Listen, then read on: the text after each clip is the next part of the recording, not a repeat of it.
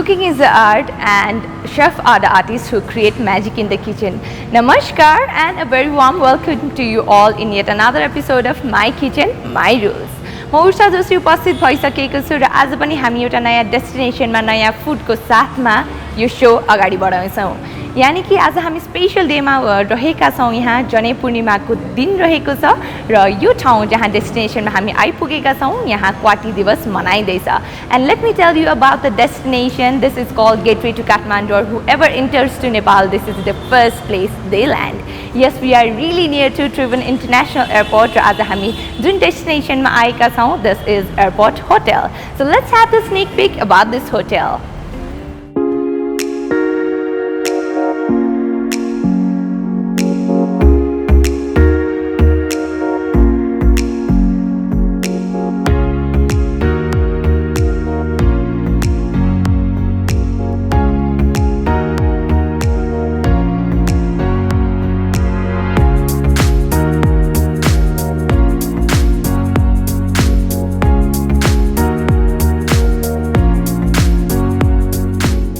विभिन्न जात जाति भाषा संस्कृति र त्यो सँगसँगै चाडपर्वको खानपानको विशेषता अर्कै नै र छुट्टै नै रहेको छ र हामी नेपाली जहाँ जसरी भए पनि त्यो मनाउने क्रम भन्ने उल्लासपूर्ण रूपमै रहेको हुन्छ।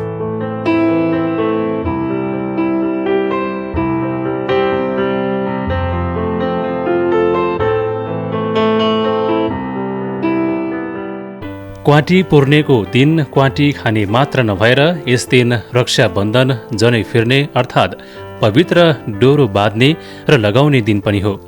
क्वाटी दिवसको अवसर पारेर यस कार्यक्रममा एयरपोर्ट होटलका ओनर विनायक शाहले आमन्त्रित प्रतिष्ठित सेफहरूलाई डोरो बाँधेर शुभकामना आदान प्रदान गर्नुका साथै आगामी दिनमा पकवान पर्यटन नेपाली रैथाने खानालाई स्वदेश तथा विदेशी बजारमा पुर्याउने अभियानमा हाते मालो गर्न अनुरोध गर्नुभयो र यस विशेष दिनमा यस्तो कार्यक्रम गर्नुको उद्देश्यमाथि प्रकाश पार्दै उहाँ भन्नुहुन्छ, अब गर्न खोजेको के भन्दाखेरि हाम्रो नेपाली रैथाने खानाहरूको प्रमोसनमा हामी अभियानको रूपमै हामी लागिरहेछौँ।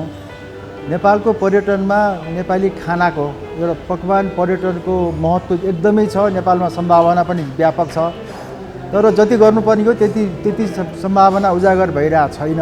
त्यसले गर्दाखेरि नेपाली रैथाने खानालाई नेपाली पर्यटनसँग नेपालमा पर्यटकहरू चाहिँ नेपाली खानाको लागि पनि नेपाली खाना चाख्नलाई पनि नेपालमा आउन् भन्ने नै उद्देश्य हो। अरू देशमा त्यो एकदम राम्रोसँग बढिसकेको छ। नेपालमा अहिले भर्खरको सुरुको अवस्था भएको हुनाले यसमा चाहिँ नेपाली रैथाने खाना अगाडि बढाउनलाई हामीले गरिरहेको काममा चाहिँ आजको यो क्वाटी दिवसमा क्वाटी खाएर पनि हामीले यो एक आपसमा भेटघाट भयो। अब विचारको आदान प्रदान भयो, त्यसले अगाडि बढ्नमा हामीले सहयोग पुगेको छ। र आउँदो दिनहरूमा हामी नेपाली पकवान पर्यटनमा पनि केही मूलभूत ठुल्ठुला कामहरू गर्ने योजना छ। त्यसकै सिलसिलामा हामी अगाडि बढेका छौँ।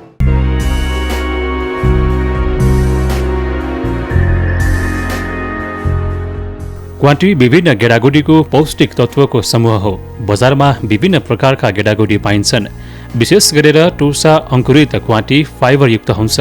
यसमा भिटामिन क्याल्सियम मिनरल्स प्रशस्त मात्रामा पाइने भएकाले चाड पर्वमा मात्रै नभएर सधैँ खान सकिन्छ। यसले रोग प्रतिरक्षा बढाउने र संक्रमण जस्ता समस्याबाट छुटकारा दिने भएकाले बिरामी केटाकेटीदेखि वृद्धहरूले समेत खान सक्छन्। यसै क्वाटी र क्वाटी पूर्णेको विशेषताको बारे प्रकाश पार्दै लेजेन्डरी सेफ गोविन्द नरसिंह केसी भन्नुहुन्छ, खास यसको शाब्दिक अर्थ के हो भने क्वाती हो, क्वाटी होइन।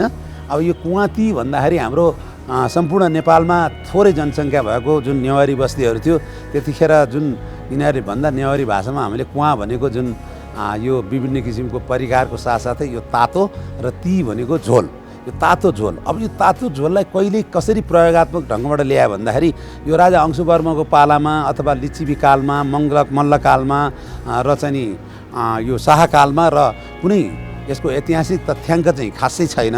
तर सरसर्ती भन्नुपर्दाखेरि हामीले खेतमा हिलो र पानीसँग जुधेर लडेर खेती गर्दै जाँदाखेरि थाकेको हुन्छ, शरीरहरू एकदम जीर्ण भइसकेको हुन्छ। त्यो जीर्ण भइसकेको शरीरलाई तताउनको लागि पनि जसरी योमरी पूर्णी भनेर हामीले जुन चाकु हालेर बनाउँछौँ त्यस्तै अब यो चाडपछि हाम्रो विशेष चाड भनेको दसैँको बेलामा हामीले कबाबहरू जुन मासु खाँदा नि शरीरमा हिट हुन्छ।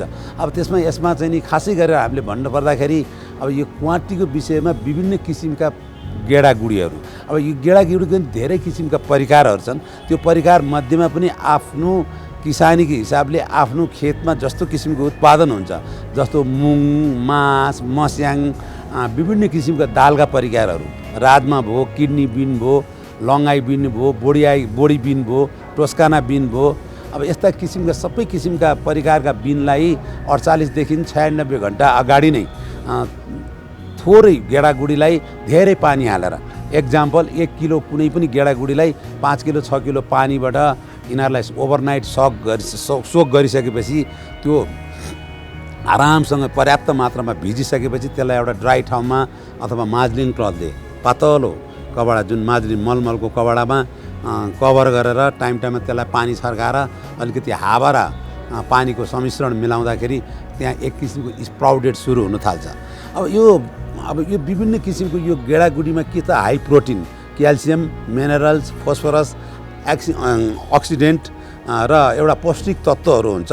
भिटामिन एदेखि केसम्म हुन्छ र यो पौष्टिक तत्त्वमा क्वाटी उम्रिसकेपछि त्यसमा जब स्प्राउडेड सुरु भएर त्यसमा क्वाटीको उत्पत्ति हुन्छ, जस्तो जमरा भनेर हामीले जौलाई चाहिँ जमरा निकाल्छौँ, त्यो पनि औषधि रूपमा प्रयोग हुन्छ भने यो पनि एक किसिमको औषधि हुन्छ। यसलाई यो क्वाटी उम्रिसकेपछि काँचो रलाई अलिभ ओइल, सल्ट, पेपर मात्रै हामीले गरेर नियमित मात्रामा दिनको 50 ग्राम 50 ग्राम मात्रै हामीले दैनिक रूपमा खाने भने हाम्रो शक्तिवर्धक यति शक्ति आउँछ, शरीरमा यति ऊर्जा आउँछ, जहाँ सुतिरहेको मान्छे जुरुक्क उठ्ने जस्तो अवस्था र परिस्थिति वातावरण सिर्जना गर्छ। त्यस कारणले अब यो क्वाटीको महत्त्व र विशेषता भने अब सभाकोटी नेपालको नागरिक सम्पूर्ण व्यक्तिलाई हाम्रो चाडबाडमा आफ्नो गच्छेअनुसार, गाउँमा होस्, सहरमा होस्, बजारमा होस्, तराईमा होस्, आफ्नो गच्छेअनुसार, आफ्नो उब्जनीअनुसार, आफ्नो क्षमताअनुसार सबैले यसलाई चाहिँ नि परिकार बनाएर, कसैले यसमा आफ्नो जाति अनुसार खसीको खुट्टा, कुखुराको मासु, भैँसीकै खुट्टामा पनि बढी स्टार्च हुन्छ, जिलेटिन हुन्छ, जसले चाहिँ नि शक्तिवर्धक बनाउँछ र शरीरमा गढेर रहेको चिसोलाई चाहिँ नि बाहिर निकाल्नको लागि अब बर्खा गएर हिउँदको सुरुवात हुँदैछ। यही सुरुवातमा शरीर थाकेको, खेतमा काम गर्दा गर्दा हिलोसँग लड्दा थाकेर जीर्ण भइसकेको शरीरलाई चाहिँ नि एकदम पौष्टिक यो जुन क्वाटी खाएर शरीरलाई ऊर्जा दिने काम गर्छ। अब भने हामी जाँदैछौँ कसरी बनाइन्छ त क्वाटी, यो विशेष भाँडा जसलाई हामी कसौडी नाम दिने गर्छौँ। र अब भने जान्छौँ स्ट्रेट टु द किचनतर्फ। नमस्कार, म आशिष तामाङ। विगत 11 वर्षदेखि म एयरपोर्ट होटलमा एज अ सेफमा काम गरिरहेको छु। आज चाहिँ म क्वाटी स्पेसल बनाउन लागेको छु। अहिले चाहिँ प्रायः जस्तो नयाँ प्रविधिको अनुसारमा चाहिँ मान्छेहरूले क्वाटी चाहिँ हाम्रो प्रेसर कुकरमा बनाउने गर्छन्, तर म चाहिँ हाम्रै पुरानो परम्परा अनुसार चाहिँ आज कसौटीमा क्वाटी बनाउन लागेको छु। आज चाहिँ यो क्वाटी स्पेसल खाना चाहिँ हाम्रो नेपालको टप सेफहरू, लेजेन्डरी सेफहरू आउँदै हुनुहुन्छ स्पेसल। म चाहिँ उहाँहरूको लागि आज क्वाटी स्पेसल बनाउन लागेको छु। क्वाटी बनाउनको लागि चाहिँ चाहिने सामग्रीहरू चाहिँ यस प्रकारको छन्।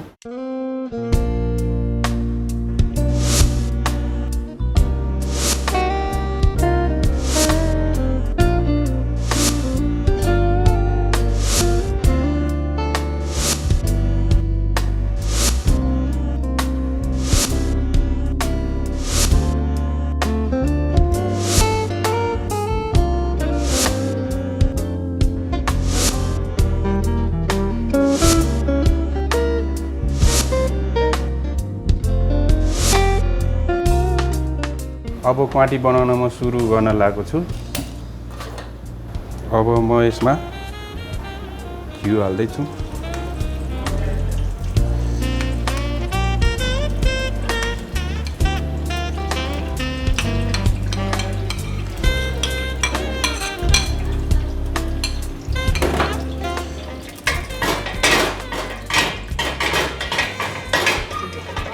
अब चाहिँ यसमा दालचिनी, ल्वाङ, सुकेल, एकछिन यसलाई चलाउँछौँ। जेलिफ, तेजपात, अब मेथी हाल्छौँ।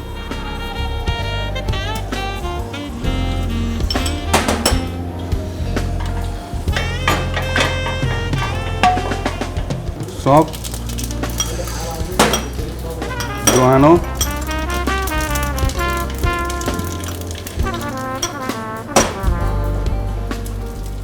प्याज,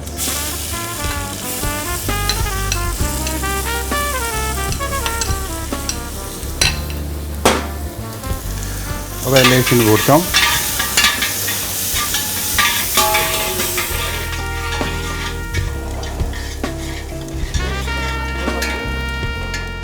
अब यसमा चाहिँ लगभग हाम्रो 2 केजी पकाउन लागेको छु। 2 केजी पार्छ यसमा।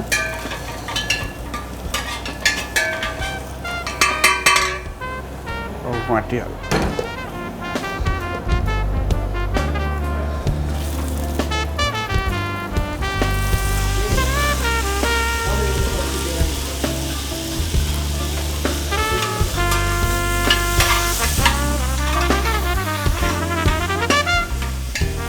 अब यसलाई एकछिन राम्रोसँग मजाले भुट्नु पर्छ अनि त्यसपछि मात्र हामी मसला हाल्छौँ यसमा। अब मैले चाहिँ यहाँ क्वाटी पकाउँदैछु। अब हाम्रो सरहरूलाई, नेपालको टप टेस्टरहरूलाई कस्तो लाग्छ हेरौँ।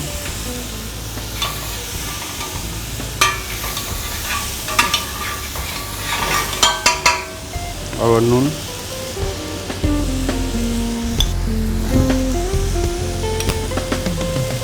बेसार,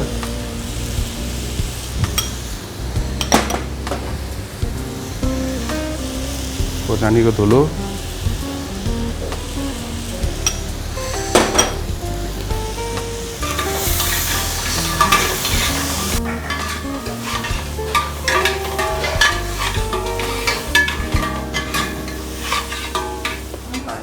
अब यसमा अदुवा लसुनको पेस्ट,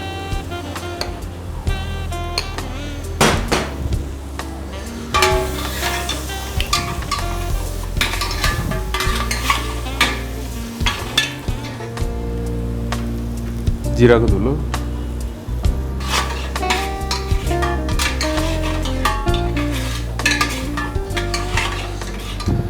और गोलमेडा,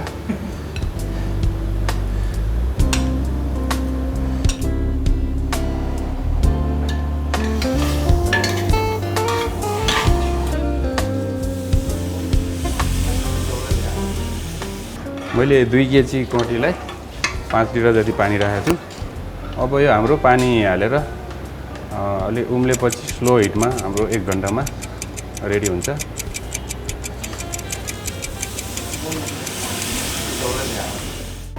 अब हाम्रो कोटी रेडी भयो। लगभग हामीले 1.5 घण्टा पकायौँ यसलाई। अब चाहिँ हाम्रो पाकिसकेपछि यो हरियो धनिया, लसुन, हरियो लसुन, पछि यो चाहिँ हाम्रो नरिवलको धुलो,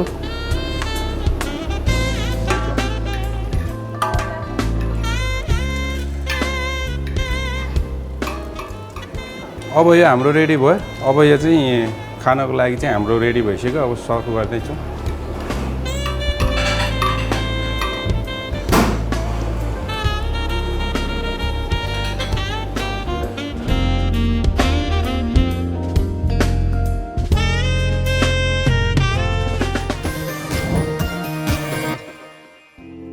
वेल आज हाम्रो बिहाइन्ड द सिन्स यानि कि किचन निकै नै रमाइलो बनिरहेको थियो। एट द सेम टाइम कसौडीमा यहाँले क्वाटी पकाउनु हुँदाखेरि धैर्यताका साथ पकाउनु पर्ने पनि हुन्छ र साथमा यसमा तपाईँको पोषण पनि प्रचुर मात्रामा पाउनुहुन्छ। र अबको लागि भने हामी यस फुड टेस्टिङतर्फ जाँदैछौँ, यानि कि हाम्रा लेजेन्डरी सेफहरू र होटेलरहरूले अब फुड टेस्टिङतर्फ जाँदै हुनुहुन्छ। र अबको लागि भने let's head on to food testing.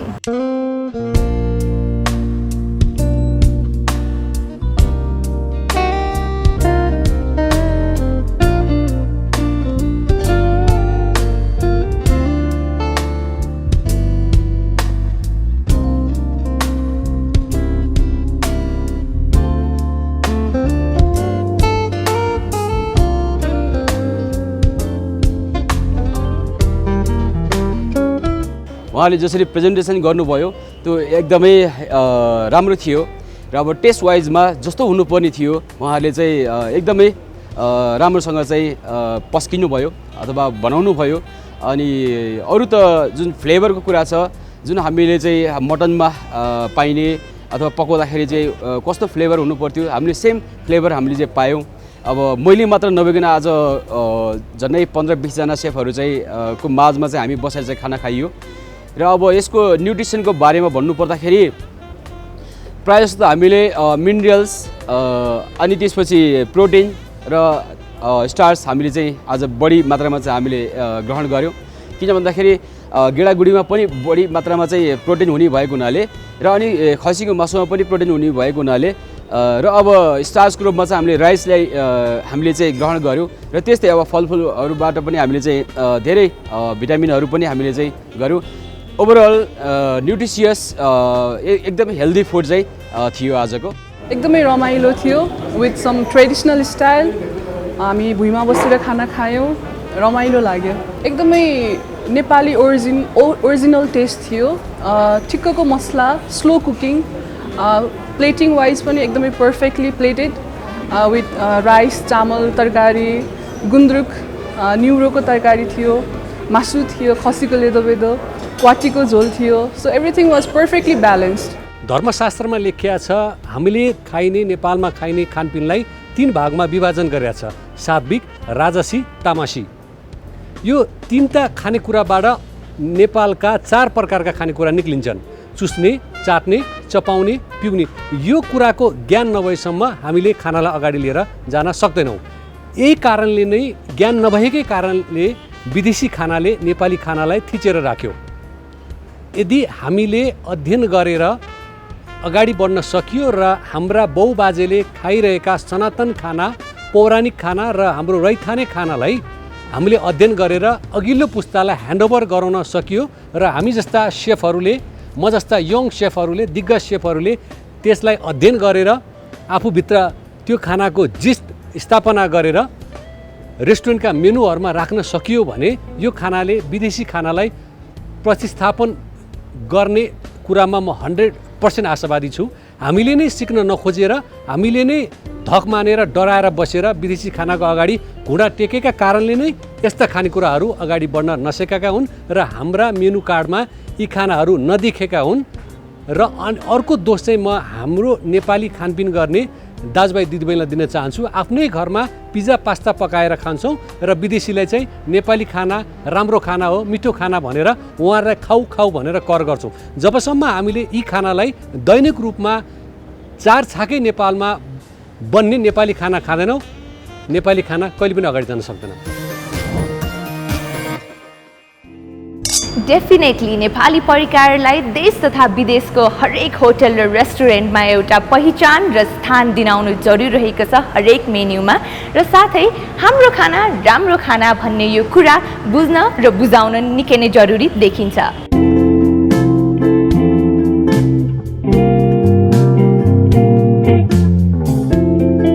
सन् 2008मा hotel association of Nepal, Nepal restaurant and bar association of Nepal, Nepal chef एसोसिएसनको व्यवस्थापनमा नेपाल टुरिज्म बोर्डले नेपाल हेरिटेज कुकबुक प्रकाशन गरेको छ, जसमा 30 भन्दा बढी नेपाली मौलिक परिकारको बनाउने तरिका र चाहिने मात्राका साथै सामग्रीको र पोषणको विस्तृत विवरण दिएको छ।